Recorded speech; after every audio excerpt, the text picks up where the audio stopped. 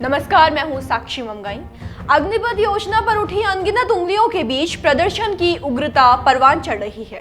पिछले 72 घंटे की बात की जाए तो मामले में भारत बंद के ऐलान को छोड़कर 3 मेजर डेवलपमेंट देखने को मिले हैं। पहला, आगजनी, पत्थरबाजी, तोड़फोड़, पूरे हो हल्ले के बीच केंद्र सरकार बैकफुट पर आ गई। दूसरा, स्थिति को बिगड़ता देख भारतीय सेना अपने संदेशों से प्रकरण में मोर्चा संभालने का प्रयत्न करती दिखी। और तीसरा, विरोध की ज्वाला को विपक्ष अपने समर्थन की आहुति लगातार देने में जुटा रहा, खासकर कि उत्तराखंड में, जहां कांग्रेस के 8 विधायकों ने आंदोलन को पूर्ण समर्थन देने का ऐलान कर दिया है। तीनों ही बिंदुओं की रिपोर्ट में चर्चा, साथ ही आगे ये भी जानेंगे कि प्रदेश के गणमान्यों का योजना को लेकर क्या मत है।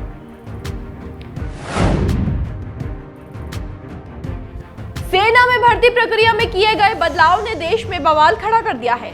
योजना को वापस लेने की मांग के साथ युवा सड़कों पर उतर आए हैं। हालांकि अपील हिंसक आंदोलन में तब्दील हो गई और उसके बाद जो कोहराम मचा वो किसी से छिपा नहीं। यही देखते हुए सरकार को बैकफुट पर आना पड़ा। देखते ही देखते योजना में 5 बड़े बदलाव कर दिए गए। ये परिवर्तन कौन से हैं? पहला, अग्निवीरों को रक्षा मंत्रालय की नौकरियों में 10% तक आरक्षण का ऐलान सरकार ने कर दिया है। ये 10% आरक्षण भारतीय तटरक्षक बल और दूसरे सिविलियन पोस्ट और साथ ही सभी 16 रक्षा सार्वजनिक क्षेत्र के उपक्रमों में लागू किया जाएगा। दूसरा, गृह मंत्रालय ने घोषणा की है कि जब अग्निवीर 4 साल की सेवा के बाद बाहर आते हैं तो उनके लिए केंद्रीय सशस्त्र पुलिस बल यानी CAPF और असम राइफल्स की नौकरियों में भी 10% आरक्षण दिया जाएगा। भर्ती में ऊपरी आयु सीमा में 3 साल की छूट दी जाएगी। पहले बैच के लिए ये छूट 5 साल होगी। तीसरा, छात्रों के विरोध के बाद रक्षा मंत्रालय ने आयु सीमा को लेकर भी योजना में संशोधन किया है।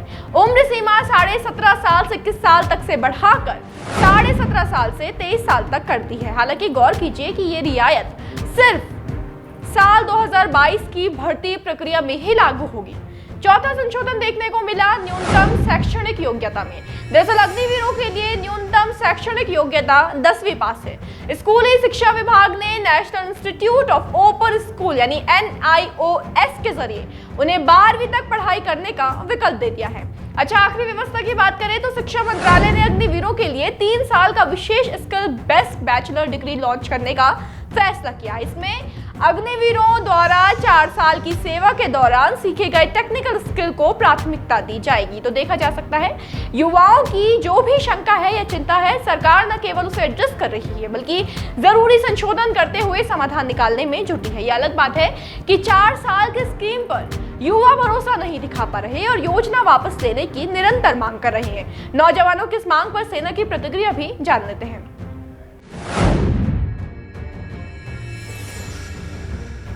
नई सेना भर्ती योजना अग्निपथ के विरोध को व्यापक होता देख सेना ने रविवार को एक प्रेस कॉन्फ्रेंस की। यहां सेना में भर्ती होने के लिए अनुशासन की बात करते हुए सैन्य मामलों के विभाग के अतिरिक्त सचिव लेफ्टिनेंट जनरल अनिल पुरी ने साफ कहा है कि ये योजना किसी भी हालत में वापस नहीं होगी।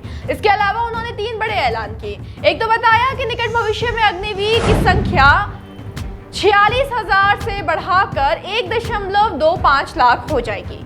फिर कहा है कि प्रत्येक व्यक्ति को एक प्रमाण पत्र देना होगा कि वे हिंसक विरोध या बर्बरता का हिस्सा नहीं थे। अगर किसी पर FIR पाई गई तो वो इस योजना के तहत शामिल नहीं हो सकता। इतना ही नहीं, सेना ने यह भी स्पष्ट किया है कि अग्निवीरों को आम सैनिकों की तरह ही सारी सुविधाएं मिलेंगी। इसके साथ ही उनका 1 करोड़ का बीमा भी दिया जाएगा। अच्छा, सरकार या सेना कितना ही योजना को देशहित और जनहित में बताए, लेकिन विपक्ष का इसको लेकर बिल्कुल अलग नजरिया है। उत्तराखंड में तो पुरजोर विरोध पर उतर आई है कांग्रेस। ऐलान कर दिया है कि योजना वापसी तक पार्टी आंदोलन जारी रखेगी। जानकारी के लिए बता दें कि न केवल अग्निपथ योजना के खिलाफ जारी आंदोलन को कांग्रेस ने पूर्ण समर्थन देने का ऐलान किया है, बल्कि पूर्व नेता प्रतिपक्ष प्रीतम सिंह समेत कांग्रेस के 8 विधायकों ने संयुक्त रूप से कहा कि अग्निपथ योजना के वापस होने तक आंदोलन जारी रहेगा। विधायक हरीश धामी, विधायक विक्रम सिंह नेगी, विधायक राजेंद्र भंडारी, मदन बिष्ट, मनोज तिवारी, रवि बहादुर और मयूख बहर कांग्रेस के दिग्गज किसी भी सूरत में मामले को ठंडे बस्ते में जाने नहीं देना चाहते हैं। इसलिए प्रदर्शन कर रहे युवाओं के साथ साथ नेताओं ने भी कमर कस ली है। देखिए, दोनों ही पार्टियों के मतों में योजना को लेकर जमीन आसमान का अंतर है। कैसे, ये जानने के लिए प्रदेश के गणमान्यों ने योजना को लेकर क्या बयान दिए हैं, इस पर नजर डालनी जरूरी है। मुख्यमंत्री पुष्कर सिंह धामी की माने तो अग्निपथ योजना से देश भर के नौजवानों के भारतीय सेना में शामिल होने के रास्ते खुल गए हैं। केंद्रीय रक्षा राज्य मंत्री अजय भट्ट का कहना है कि योजना को बिना समझे उसका विरोध किया जा रहा है। इस योजना को अमेरिका और चीन समेत कई देशों में अपनाया जाता है। पूर्व मुख्यमंत्री हरीश रावत ने इसे युवाओं के साथ धोखा बताया, तो उत्तराखंड के राज्यपाल लेफ्टिनेंट जनरल गुरमीत सिंह का कहना है कि 75% अग्निवीर 4 साल देश की सेवा करने के बाद समाज में अनुशासन और राष्ट्र प्रेम का एक अहम संदेश लेकर जाएंगे। वैसे अग्निपथ पर शुरू हुई राजनीति से हटकर जरूरी मुद्दा ये भी रहा है कि इस भारत बंद के ऐलान के बाद प्रदेश में पुलिस प्रशासन अलर्ट मोड पर आ गया।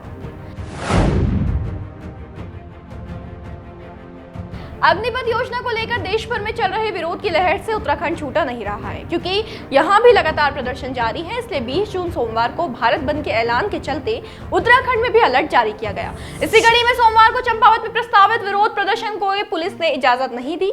उधर रेलवे स्टेशनों पर हो रहे आंदोलन और आगजनी की घटना को देखते हुए योगनगरी ऋषिकेश रेलवे स्टेशन पर चप्पे चप्पे पर आरपीएफ और जीआरपी यानी राज्य रेलवे पुलिस के जवानों को तैनात कर दिया गया है। स्टेशन पर हाई अलर्ट जारी कर अतिरिक्त फोर्स लगाई गई है। देखिए, युवा भविष्य को लेकर विचलित है, इसलिए विरोध कर रहे हैं, इसमें संदेह नहीं। लेकिन बार बार आंदोलनरत जवानों से हर स्तर पर यही अपील की जा रही है कि इसे हिंसक रूप ना दे। सरकार योजना के मसूदे में जरूरी सुराखों को भर रही है।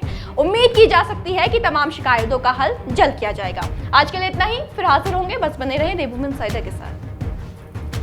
आज ही डाउनलोड करें देवभूमि इनसाइडर ऐप।